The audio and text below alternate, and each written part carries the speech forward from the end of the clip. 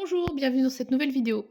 Aujourd'hui, je voulais vous parler de l'île des chats et vous faire un petit comparatif donc entre le jeu de base classique l'île des chats, dont j'ai fait une partie en solo, et la version Roll and Ride qu'ils ont fait, donc qui est vraiment le spin-off de l'île des chats, puisque c'est vraiment la même maison qui est derrière, etc. Et donc là, c'est une version Explore and Draw, donc c'est la version Roll and Write, mais qui utilise vraiment beaucoup de mécaniques similaires. Et, euh, et voilà, donc je voulais un petit peu vous présenter les deux et puis vous dire est-ce que vraiment ça se ressemble? Est-ce que l'un remplace l'autre? Clairement pas, hein. Là, on parle d'une boîte qui est sur les 50 € à peu près pour la version, parce qu'il y a aussi pas mal d'extensions à ce que j'ai vu, avec du coup des polyomino à placer qui sont en dur, enfin voilà. Et là, on est sur du coup une version roll and write ou flip and write, et avec des crayons, etc., et des feutres effaçables. Donc les deux utilisent la même mécanique de Tetris, on va dire, mais avec pas le même matériel et clairement pas non plus la même profondeur. Donc voilà, je voulais un petit peu faire le point. Sachant que, donc ça, c'est un jeu que j'ai emprunté à la ludothèque, donc voilà, je vais le rendre. J'ai déjà fait ma partie, je le compare beaucoup à Planet Unknown et pour le coup, je préfère quand même Planet Unknown. Ça tombe bien parce que j'ai déjà Planet Unknown, donc c'est plutôt une chance que ça ne m'ait pas donné envie de courir l'acheter. Mais il se trouve que j'ai fait une commande pour autre chose, et sur le site en question, il y avait des promos et je regarde toujours un petit peu les promos, et ça, je l'ai acheté pour 3,50 € je crois, au lieu de une quinzaine ou une vingtaine d'euros, je sais plus quel était le prix d'origine.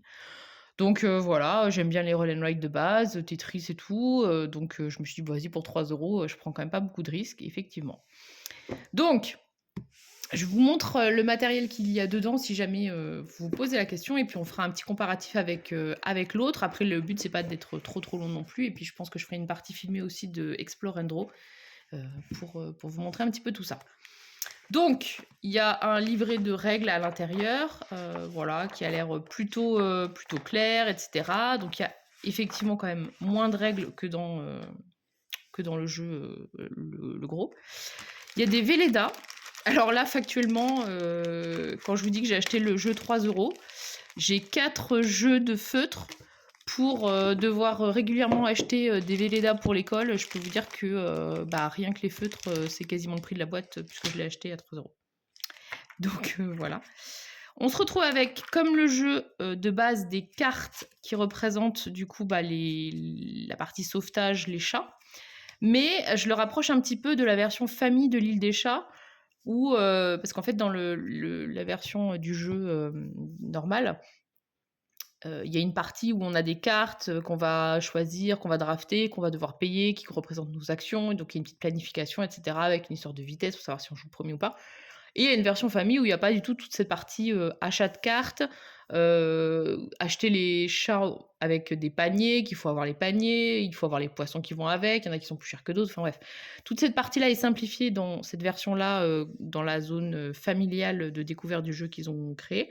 Et du coup, je trouve que l'Explore and Draw se rapproche beaucoup de cette version-là familiale. Il y a les cartes du coup, ça c'est pour mode solo, il y a les cartes tradition, donc qui représentent les objectifs. Donc là c'est pareil, c'est comme dans l'autre jeu, le grand, avec bah, du coup différents objectifs. Donc là il y en a moins évidemment, il y en a 26. Et en fait on fait un espèce de marché de cartes, vous verrez ça quand je ferai la partie, et on met un certain nombre de cartes vertes et un certain nombre de cartes bleues. Et donc dans les cartes bleues, il y a les objectifs, donc là il y en a 26. Il y a aussi les Oshaks, que je ne sais toujours pas prononcer. Et puis, il y a les trésors qui sont aussi dedans. Donc, il y aura une répartition comme ça. Ça, c'est le compte tour. Donc là, c'est en 7 manches. Voilà. Dans l'autre sens, non, c'est toujours pareil, c'est de 3 1. Il y avait un petit pack promo pour, du coup, bah, le jeu normal. Ok. Ça, c'est pour le mode solo. Donc, ils ont gardé le même principe que globalement le solo de l'autre. C'est-à-dire qu'il y a les 5 cartes couleur de chat qui vont donner du coup une priorité pour le scoring pour l'automa. Et puis il y a des cartes tradition solo avec des cartes tradition solo normales et des traditions solo avancées, en fonction du niveau de difficulté qu'on veut prendre. Du coup, par exemple, on prend 3 cartes du solo et puis l'adversaire va scorer en fonction de ce qu'on a fait et des cartes tradition qu'il a pris. Donc là, c'est le même principe et ça tournait très bien avec l'autre, donc honnêtement, il n'y a pas de raison de changer. On a toujours le petit bateau très mignon pour faire le contour. Là, c'est pour le rappel des couleurs de chat, ça m'intéresse pas. Et on a du coup des bateaux qui sont représentés, qui sont recto verso, même si c'est les mêmes des deux côtés. Ça, c'est un truc que j'avoue que je ne comprends pas trop. Ils auraient pu en profiter pour faire des trucs différents ou faire des croisements, c'est-à-dire qu'on aurait pu vouloir jouer avec du coup 2 plateaux et la même disposition, puisque c'est la disposition des rats et des cartes trésors qui change. La forme du bateau ne change pas. Donc ça aurait pu être de croiser pour que le recto de ça, ce soit cette partie-là, et puis comme ça on pouvait se coordonner avec face A, face B, ou j'en sais rien. Mais là non, c'est du coup des deux côtés pareil. Donc s'il y a un moment que ça devient trop cracra, parce que c'est un peu l'inconvénient des Velleda, des fois au bout d'un moment on n'arrive plus à bien effacer, et on a un autre côté identique pour le faire, mais voilà.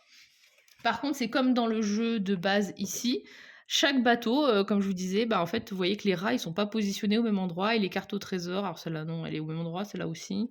Ah non, les cartes au trésor sont au même endroit pour le coup. Ok, non, là, il n'y a que les rats qui changent. Je viens de voir ça en vous le disant. Bon, après, c'est pas très grave. Les pièces sont bien délimitées, un peu mieux je trouve que sur l'autre, et puis pour le coup comme on va dessiner, on va pouvoir un peu plus faire attention à bien garder visibles les différentes salles, puisque en fait on a des malus à la fin de la partie, on a moins 5 points pour chaque zone qui n'est pas complètement recouverte. Donc sachant que là il y a une petite zone de 4, là il y a une zone plus grande, là il y a une zone immense au milieu, là il y a une zone, là il y a une zone, une zone, une zone. Donc il y en a 7 au total et c'est moins 5 par cabine qui n'est pas remplie. Donc là, au moins, on va bien le voir. Là où sur l'autre, dès qu'on mettait les polyomino, on était un petit peu bloqué au niveau de la vue. Donc ils ont fait un système de petites actions spéciales qu'on peut utiliser pour un petit peu twister le jeu. Il y a le rappel du score sur les familles, etc. Donc globalement, c'est vraiment les mêmes sensations de jeu, mais en version quand même un peu plus simple, encore une fois.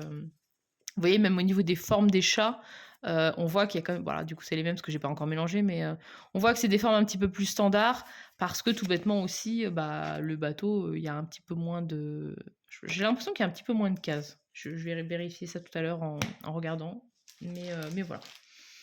Et donc, du coup, c'est en 7 manches, et le but, c'est de faire plus de scores que l'adversaire. Donc ça peut se jouer jusqu'à 6 avec le matériel qu'ils ont proposé. Et ils proposent aussi, sinon, tout bêtement, de télécharger des fiches si on veut en imprimer pour pouvoir jouer à plus nombreux. Et puis comme ça, parce que le principe des trucs and ride, c'est qu'on peut quand même y jouer à nombreux. Et puis là, ce sont donc toutes les traditions qui sont disponibles. Donc je vous ai montré, il y en a 26. Et en fait, si on la sélectionne, eh bien, on va cocher la sélection, enfin la tradition qu'on a, puisque les cartes, en fait, on a une. Je vais vous montrer sur la règle du jeu. On fait une disposition des cartes. Où est-ce qu'on voit un petit peu bien? Non, pas très bien nulle part. On va faire une disposition comme ceci, avec donc des cartes vertes et des cartes tradition. Voilà. Donc on fait un carré de 4 par 3. Et à chaque fois, on va sélectionner l'action de base, c'est de sélectionner une colonne pour avoir 3 cartes. Et donc, je peux avoir là 3 cartes vertes avec peut-être 3 formes de chat à dessiner. Et puis, si je sélectionne là, du coup, j'ai 2 cartes tradition. Donc, peut-être avec des objectifs, peut-être avec des trésors, parce qu'on a vu qu'il y a aussi quelques trésors qui étaient dans les cartes bleues. Et ça correspond à une manche. Et une fois que chacun a choisi, on peut sélectionner, plusieurs personnes peuvent sélectionner la même colonne. Mais une fois qu'on a chacun fait notre sélection pour cette phase-là, eh bien, toutes les cartes s'en vont et on fait avancer le contour. Et on remet des nouvelles cartes. Donc c'est pour ça que les cartes tradition, en fait, on ne les prend pas devant soi, qu'on choisit. Il faut les cocher pour après se rappeler que c'était ce qu'on avait choisi comme action. Et du coup, si on regarde un petit peu plus dans le détail, alors c'est rigolo parce qu'il y a des cartes qui existent, des traditions voilà, qui sont déjà présentes sur 2 points par rat visible sur le bateau. Ça, c'est des trucs qui étaient déjà dans les dans le jeu de base. Là, c'est pareil, bah, du coup, c'est pour les cartes au trésor. Et bah, il y a quand même un bon paquet de cartes en vrai. Donc là, c'est dans le paquet, tout ça, c'est le paquet vert, parce que du coup, on voit pas bien. Donc il y a une très grande majorité de cartes, puisqu'il y a tout ça, où ce sont bah, juste des formes de Tetris de chat à dessiner.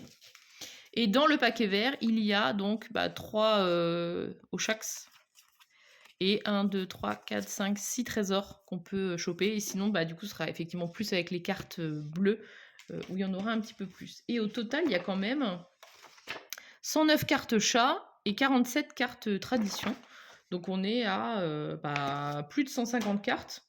Franchement, pour un flip and write, c'est quand même plutôt honorable, je trouve. Encore une fois, c'est pas du tout une version si plus petite que ça de l'autre en fait. Si on prend donc bah, la grosse boîte, puisque le but c'était un petit peu de comparer, bah, alors, évidemment le livret de règles il est plus conséquent. Voilà. Bon. Il y a, comme je vous disais, si on part sur la version finale du jeu, il y a beaucoup moins d'actions, enfin pas d'action mais de contraintes, puisque pour le vrai jeu, il faut avoir des paniers, il faut aussi payer en poissons, donc il faut avoir des poissons, il faut sélectionner des cartes pour pouvoir avoir des actions. Avec bah, du coup une notion aussi d'ordre du tour qui est différente. Et ça, c'est pour les règles famille où ils avaient bah, du coup simplifié le jeu. Et je vous disais, pour moi, ça se rapproche vraiment la version Explore and Draw de cette version-là de règles familiales que j'avais beaucoup envie de tester avec les enfants.